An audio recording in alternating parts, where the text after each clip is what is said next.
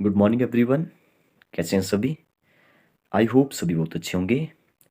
Today is 22 नवंबर 2023 और day है आज वेंसडे। आज का जो हमारा टॉपिक रहेगा वो रहेगा ग्रेविटेशन ऑन अर्थ और शेप ऑफ अर्थ। इसी टॉपिक से रिलेटेड जो वो यहाँ पे 5 MCQ जो वो मैंने कम्युनिटी में जो वो पहले ही डाल दिए हैं। आप वहाँ पे जाकर के इस वीडियो को देखने के बाद जो वो वहाँ पे उनको अटेम्प्ट करें। आपको जो वो लाइफ टाइम के लिए फिर वो क्वेश्चन जो वो नहीं बोलने वाले हैं। तो एक टॉपिक जो वो सैनिक स्कूल से रिलेटेड है। आप सभी को पता है कि सैनिक स्कूल में जो वो शेप ऑफ अर्थ ग्रेविटेशन के बारे में जो वो पूछा जाता है। तो चलिए इन क्वेश्चन को स्टार्ट करने से पहले कुछ एक बेसिक बातें जो वो डिस्कस करते हैं। बहुत सारे छोटे बच्चों को जो वो डाउट रहता है कि हमारे जो अर्थ है उस पर जो वो ग्रेविटेशन है या ग्रेविटेशन है तो क्यों है, ग्रेविटेशन नहीं होती तो क्या होता, हमारे जो अर्थ है वो गोल क्यों है, गोल है तो कैसे हम प्रूफ कर सकते हैं कि गोल क्यों है। और जब हम मून पे चले जाएं तो ग्रेविटेशन जो वो कितना कम हो जाएगा। अगर ग्रेविटेशन एकदम से ख़त्म हो जाए, देखिए ग्रेविटेशन पहले तो वैसे ग्रेविटेशन मतलब किसको पता चला सबसे पहले कि ग्रेविटेशन है। आप सभी को मालूम है कि न्यूटन, आपने ये स्टोरी भी सुनी होगी कि न्यूटन जब एक सेब के पेड़ के नीचे या किसी भी पेड़ के नीचे बैठे थे तो वहाँ से सेब गिरा तो उनके सर के ऊपर गिरा, तो उन्होंने सोचा कि सेब नीचे क्यों गिरा। तो फिर उनके दिमाग में आया कि नीचे ही क्यों गिरा, इसका मतलब है कि अर्थ कुछ ना कुछ फोर्स लगा रही होगी, तो उसी को ग्रेविटेशन का नाम दिया आगे जा करके। हालांकि कुछ एक आप धार्मिक अ, जो किताबें हैं वो पढ़ेंगे तो आप जानेंगे वहाँ पे कि कई हज़ार साल पहले, मतलब कुछ मतलब 1000 साल पहले ही जो वो ब्रह्मगुप्त ने जो वो 2-3 लाइनें लिखी थी, जिसमें से एक लाइन थी कि अर्थ जो वो अर्थ के पास एक फोर्स है, मतलब अर्थ अपनी तरफ चीज़ों को आकर्षित करती है, ऐसा लिखा था। तो मतलब पहले से ही हमें मालूम था। और भी बहुत सारी चीज़ें से पता चलता है, जैसे अर्थ गोल है तो ये भी हमें पहले से ही पता था। या सूरज से अर्थ तक की जो दूरी है वो जो वो हनुमान चालीसा में दी गई है, तो बाद में जब साइंटिस्टों ने पता किया तो वो भी उसके आसपास ही जो वो मेल खाती है। तो कुछ एक बातें जो वो पहले से ही हमें पता थी। चलिए उस पर जो वो नहीं जाएंगे, वो एक अलग ही कंसेप्ट है। हम लोग जो वो बात करेंगे हमारे अर्थ और ग्रेविटेशन के ऊपर। देखिए अर्थ में जो वो अगर ग्रेविटेशन जो वो एकदम से ख़त्म हो जाए तो क्या हो जाएगा। अर्थ जिस फोर्स से हमें जो वो खींच रही है, एक्चुअली में वही जो वो हमारा वेट होता है। ठीक है, इसका मतलब है अगर ग्रेविटेशन खत्म हो जाए तो हम एक तो वेटलेस हो जाएंगे, हमारा वेट जो वो जीरो हो जाएगा। इसी से रिलेटेड जो वो क्वेश्चन यहाँ पे आप देख भी रहे होंगे। 5 क्वेश्चन है। इसका देखिए ये तो मैंने छोटा सा ऐसे एग्जांपल दिया कि वेटलेस हो जाएंगे, लेकिन अर्थ पर जो ग्रेविटी है उसके कारण ही जो वो एटमॉस्फेयर है, हवा है, पानी है, मतलब ऑक्सीजन है। ऑक्सीजन नहीं होगी तो ऑक्सीजन तो सभी जगह है, पानी के अंदर ऑक्सीजन है, तो वो सब कुछ गायब हो जाएगा तो हम लोग ही खत्म हो जाएंगे। ठीक है, हालांकि sun is the ultimate source of light. Sun नहीं होगा तो भी कुछ भी नहीं होगा, लेकिन ग्रेविटी भी नहीं होगी तो भी जो वो जीना पॉसिबल नहीं है। अगर हम यहाँ बात करें तो आप सभी को पता है, मैं यहाँ पे लिख देता हूँ जी की वैल्यू क्या होती है, ग्रेविटी की वैल्यू आप सभी को मालूम है। जी सॉरी जी नहीं, जो ग्रेविटेशन फोर्स होती है उसकी वैल्यू बता रहा हूँ ठीक है। तो फोर्स जो होता है वो होता है G m1 m2/r²। ठीक है, यहाँ पे आपको इतना पता होना चाहिए कि कोई भी दो चीज़ें जिनका मास है, वो जो ज़्यादा मास है तो वो ज़्यादा फोर्स लगाएगी किसी दूसरे के ऊपर। जैसे अर्थ है तो सबको खींच रही है, हमें हमारा मास बिल्कुल कम है, हमें नहीं मालूम हो रहा है इतना कि अर्थ खींच रही है, लेकिन खींच रही है, बहुत कम फोर्स के कारण खींच रही है। तो ये जो वो इसका हमारा ग्रेविटेशन फोर्स होती है क्या होती है, मैं एक बार फिर से लिख लूँ। G m1 m2/r²। ये जो आर है ना यहाँ पे, इस ये जो वो डिस्टेंस बिटवीन टू बॉडी है, दो बॉडी के बीच में जो डिस्टेंस है, जैसे सूरज और अर्थ है, उन दोनों के बीच में जो वो ये डिस्टेंस है, मान लेते हैं दो बॉडी के बीच में। ठीक है, या आप मान लीजिए या किसी दूसरे को खड़ा कर दीजिए, उन दोनों के बीच में डिस्टेंस वो r1 r2 है। अब यहाँ पे देखिए ये जो वो इन्वर्सली प्रोपोर्शनल है, क्योंकि ये नीचे है r। मतलब ये हुआ कि फोर्स और डिस्टेंस जो वो एक दूसरे के इन्वर्सली है। मतलब ये हुआ कि फोर्स बढ़ेगी तो डिस्टेंस घटेगी, डिस्टेंस घटेगी तो फोर्स बढ़ेगी। ठीक है, और यहाँ पे जो जी है वो जो वो ग्रेविटेशनल कांस्टेंट माना जाता है। आप अगली वाली क्लासेस में जाकर के सीखेंगे। m1 और m2 दोनों का, दो जो बॉडीज है जिनके बीच में ग्रेविटेशनल फोर्स लग रही है, इनके बीच में जो वो मास है, दोनों का मास होता है। तो एक्चुअल में अगर ग्रेविटी नहीं होती तो पॉसिबल ही नहीं होता हमारे यहाँ पे रुकना। और जब हम मून पे चले जाएंगे तो आप पाएंगे वहाँ पे कि आपका जो वेट है, क्योंकि वहाँ पे ग्रेविटेशन कम है, कितनी कम है, 6 गुना कम है, मतलब कि ये यूनिवर्सली प्रोपोर्शनल है 6 के, यूनिवर्सली प्रोपोर्शनल। इसका मतलब सीधा सा है, मैं हर बार एक एग्जांपल देता हूँ कि मेरा वेट जो वो 60 kg है यहाँ पे अर्थ के ऊपर, क्योंकि अर्थ जो वो यहाँ पे इतनी फोर्स हमारे ऊपर लगा रही है, खींच रही है, अर्थ सेंटर की तरफ खींच रही है।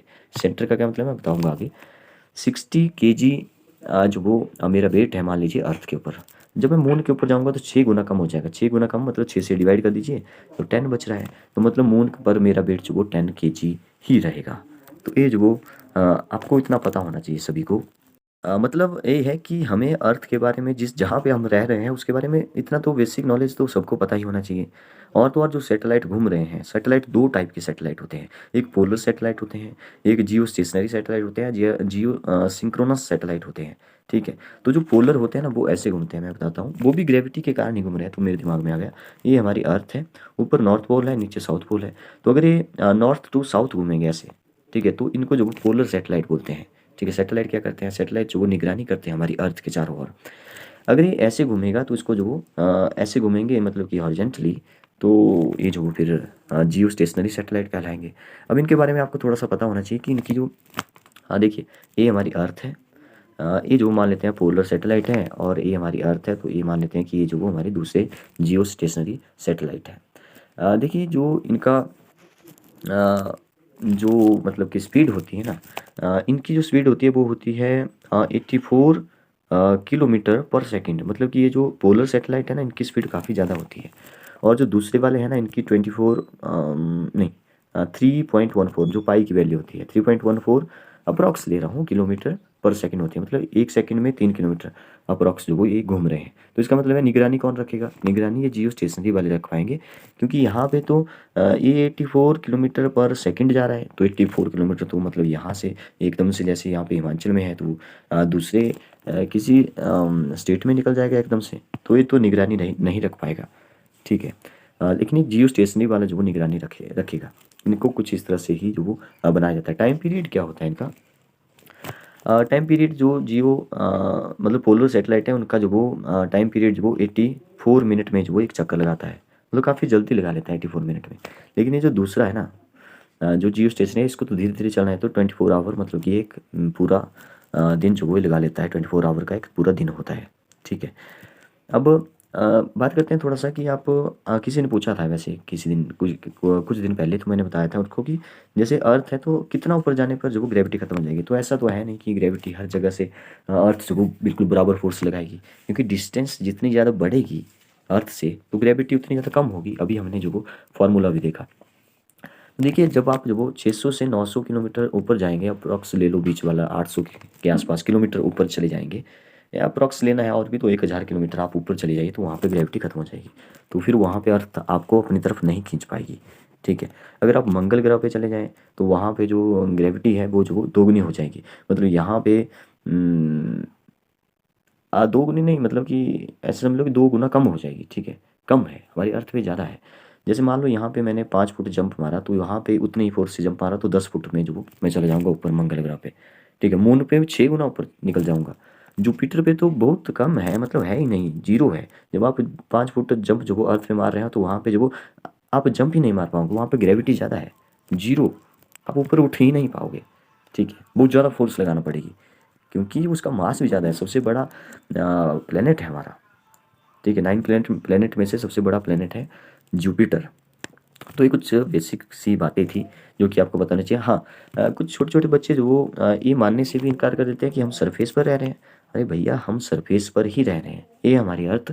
जब आप बाहर देखेंगे ना तो आपको आसमान दिखाई देगा, बादल दिखाई देंगे। अगर बादल हटा दो तो आपको जो वो सूरज दिखाई देगा, चांद दिखाई देगा, तारे दिखाई देंगे, और दूसरे प्लेनेट दिखाई दे रहे होंगे अगर देखेंगे तो, मतलब दिखेंगे तो इसका मतलब है हम लोग जो वो स्पेस को देख पा रहे हैं बाहर से। आप जहाँ मर्जी देख लो, रसिया में चले जाओ, इंडिया में आ जाओ, ऑस्ट्रेलिया में चले जाओ, नीचे ऊपर जहाँ मर्जी देख लो, तो वो जो वो फिर हमें अंतरिक्ष दिखाई देगा। इसका मतलब है हम सरफेस पर रह रहे हैं, हम अंदर नहीं है, सरफेस पर है।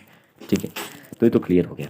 अब बात आती है कि हमारी अर्थ गोल है, कैसे प्रूव करेंगे। जब आप जो वो जैसे कोई भी गोवा चले जाओ, वहाँ पे जो बीच है वहाँ से आप देखेंगे, समुद्रों को देखेंगे तो एक जगह दूर देखने पर जो आपको फिर समुद्र नहीं दिखाई देगा।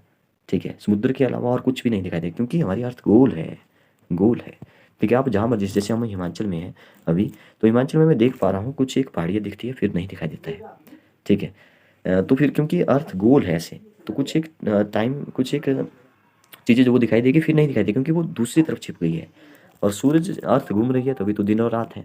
हमारी जो अर्थ है वो जो वो 23.5 डिग्री पर झुकी हुई है, तभी तो सब कुछ बन पा रहा है, मौसम बन रहे हैं, वेदर, बारिश हो रही है, सब कुछ इसी कारण हो रहा है। अर्थ घूम रही है, अर्थ का घूमना जरूरी है, अर्थ का अपने चारों तरफ चक्कर लगाना जरूरी है, अर्थ का सूरज के चारों ओर चक्कर लगाना जरूरी है। सब कुछ एक दूसरे से इंटरलिंक्ड है। एक भी जो वो चीज़ खत्म हो जाए तो हम लोग जो वो नहीं रह पाएंगे। ठीक है। तो चलिए, बहुत होगी यहाँ पे, बहुत कुछ हमने यहाँ पे जाना। आते हैं अपने फर्स्ट क्वेश्चन पे। फर्स्ट क्वेश्चन है यहाँ पे, when a body is take from the equator to poles, मतलब कि इक्वेटर होता है बीच वाली लाइन। ठीक है, हमारी अर्थ पे कुछ इमेजिनरी लाइन्स है, इसके बारे में फिर कभी डिटेल में बात करेंगे। फिलहाल आप ऐसे देख लो कि जो बीच में से लाइन है वो जो वो इक्वेटर कहलाती है, अगर हम इक्वेटर से पोल की तरफ जाएंगे। अब यहाँ पे एक और बात सीख लो पहले ही, जो हम अर्थ पे हैं, आप सोचेंगे कि हम नीचे रहते हैं, जैसे मान लो ऑस्ट्रेलिया के आसपास हैं हम लोग, या साउथ पोल के आसपास रहेंगे सरफेस के ऊपर, तो नीचे गिर जाएंगे। नहीं, नीचे नहीं गिरेंगे। हमें वहाँ पे ऐसा महसूस ही नहीं होगा कि हम नीचे की तरफ हैं। हमें ऐसा महसूस होगा कि हम ऊपर की तरफ हैं, हम सरफेस के ऊपर हैं। क्यों? क्योंकि हमारी जो अर्थ है ना, वो जो वो एक फोर्स लगा रही है, जो ग्रेविटेशन फोर्स होती है, वो सेंटर की तरफ लगा रही है। सेंटर यहाँ पे है, 3D सरफेस के बीच में सेंटर, जैसे बॉल है, शॉर्ट पुट है, उसके बिल्कुल बीच में चले जाओ सेंटर में, तो वो सेंटर जो वो एक दूसरे को खींच रहा है। अब सेंटर की तरफ जब खींचेंगे तो हमें तो लगेगा कि हम सरफेस के ऊपर हैं, ना कि नीचे की तरफ है। हमें तो जब नीचे की तरफ है, हमें ऐसे बोल रहा हूँ, नीचे की तरफ का मतलब है कि हम सरफेस पर ही हैं, आपको लगेगा देखने पे नीचे की तरफ है, लेकिन जब आप महसूस करेंगे तो ऊपर की तरफ ही दिखेंगे, क्योंकि सेंटर की तरफ ही फोर्स लग रही है। अब ये बोल रहा है कि सेंटर से अगर हम जाएंगे, take from equator to poles, अच्छा, मतलब कि इक्वेटर से जो वो पोल की तरफ जाएंगे तो क्या होगा, तो जो वो इट्स वेट, हमारा जो वेट होगा वो क्या हो जाएगा।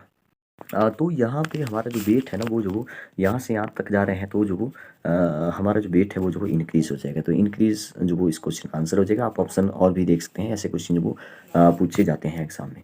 नेक्स्ट है, the atmospheric is held to the earth by, जो एटमोस्फियर है वो जो वो किसके कारण है, देखिए वो ग्रेविटी के कारण ही है, क्लाउड के कारण नहीं है, विंड्स के कारण नहीं है, ग्रेविटी के कारण ही है। क्योंकि ग्रेविटी नहीं होती तो एटमॉस्फेयर भी नहीं होता, गैसेज ही नहीं होती तो एटमॉस्फेयर कहाँ से होता। नेक्स्ट क्वेश्चन है, if the earth stop rotating the value of G of the equator will, मतलब अगर अर्थ जो वो रोटेट करना बंद कर दे तो जी की वैल्यू क्या हो जाएगी, जी घटेगा कि बढ़ेगा। तो यहाँ पे आपको एक बात सीखनी है, एक मैं फार्मूला दे देता हूँ आपको। जी डैश का फार्मूला है जी माइनस डब्ल्यू स्क्र, डब्ल्यू मतलब यहाँ पे ओमेगा बात करेंगे, मैं ज़्यादा डिटेल में नहीं जा रहा हूँ। कॉस फाई, ये जो इसकी वैल्यू होती है, यहाँ पे बात हो रही है रोटेशन की, तो यहाँ पे डब्ल्यू मान लो कम हो गया, डब्ल्यू कम हो गया तो इसकी वैल्यू कम हो जाएगी, मतलब कि जी में से कुछ माइनस हुआ तो वो जी कम हो गया, कम माइनस हुआ, कुछ एक चीज़ें जो वो कम माइनस हुई, तो यहाँ पे जी जो वो बढ़ेगा, ठीक है, ना कि घटेगा। तो यहाँ पे जो वो मतलब कि जी की वैल्यू जो है वो इंक्रीज होगी, ना कि डिक्रीज होगी। फिर कभी डिटेल में सीखेंगे, अगर आपको नहीं समझ आया ये वाली बात तो बाद में बात करेंगे, ठीक है, डिटेल में बात करेंगे अगर आप कमेंट बॉक्स में लिखेंगे तो। Reason of weightlessness in a satellite, देखिए मैंने बोला कि जितना ऊपर जाएंगे, जैसे 900 से ऊपर किलोमीटर ऊपर निकल जाएंगे तो अर्थ नहीं खींच पाएगी, तो वो एक प्रकार से ऊपर ही चला जाएगा, फिर स्पेस में निकल जाएगा। तो वेटलेस ऑफ सैटेलाइट का वेट नहीं होता है, तो उसका क्या कारण होता है, ठीक है। उसका कारण ये होता है कि जो यहाँ पे देखिए ग्रेविटी है, सेंटर ऑफ मास है, और यहाँ पे लिखा है zero reaction force of satellite surface, मतलब कि यहाँ पे जीरो रिएक्शन हो रहा है, फोर्स लग रही है बाई सैटेलाइट सरफेस पर, ठीक है। तो ये भी आपको जो पता होना चाहिए। Next last, the weight of body at the centre of earth, the weight of the body centre of the earth, अच्छा सेंटर के बारे में बात करें, देखिए सेंटर से ही तो फोर्स लग रही है, तो कोई चीज़ सेंटर में बैठ जाए तो जीरो हो जाएगी ना, तो zero is the right answer, ठीक है। तो ये कुछ क्वेश्चन थे जो कि आपके एग्ज़ाम के लिए इंपॉर्टेंट है, सैनिक स्कूल हो चाहे वो कोई भी एग्ज़ाम हो जिसमें अर्थ के बारे में पूछा जाता है, तो उसके लिए इंपॉर्टेंट है। तो बताइए आपको वीडियो कैसी लगी। फिर आएंगे किसी दूसरे टॉपिक पे। Okay, bye bye, thank you and have a great day.